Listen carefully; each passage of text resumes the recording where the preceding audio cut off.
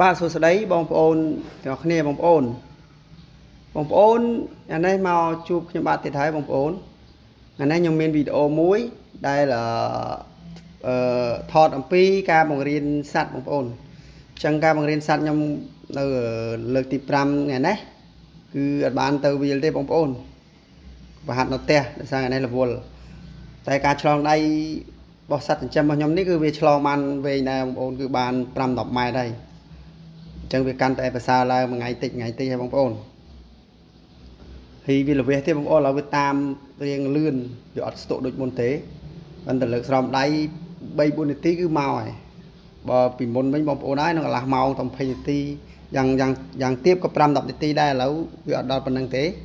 ទៅត្រឹម2នាទីអីគឺវាហៅមកហើយបងប្អូនអញ្ចឹងសត្វនេះគឺការចិញ្ចឹមការបង្រៀនរបស់ខ្ញុំគឺវាទៅមុខហើយការฝึกหัดរបស់វាធ្វើបានល្អអញ្ចឹងយើងក៏ព្យាយាមមួយវាដែរបងប្អូនរាល់ថ្ងៃនេះគឺអត់មានការងារទេការងារគឺមានតែប្រហាត់សត្វតែប៉ុណ្្នឹងឯងអញ្ចឹងបងប្អូនអ្នកស្រឡាញ់សត្វប្រមាញ់បងប្អូនកុំភ្លេចជួយតាមដានវីដេអូ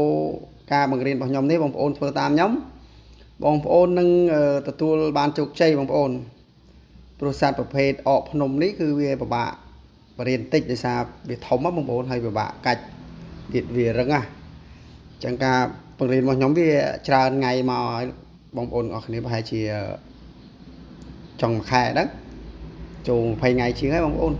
ទាំងវាចាប់ដើមគីឡូពេញតម្លាក់គីឡូហើយការហាលឆ្លងដៃអីហ្នឹងគឺយូរដែរហើយបងប្អូនចឹងបងប្អូនអ្នកតាមដានខ្ញុំបងប្អូនរៀងសាំញ៉ាំបន្តិចហើយបងប្អូនដោយសារខ្ញុំបរៀននេះគឺខ្ញុំបរៀនតាមដំណើរខ្ញុំអត់ផ្លោះមេរៀនទេចឹងបើសិនជាបងប្អូនស្រឡាញ់បងប្អូនចង់បង្រៀនចង់ฝึกหัดសត្វឲ្យចេះតាមឲ្យចេះប្រមាញ់ឲ្យស្គាល់ម្ចាស់ច្បាស់លាស់បងប្អូនត្រូវធ្វើមួយ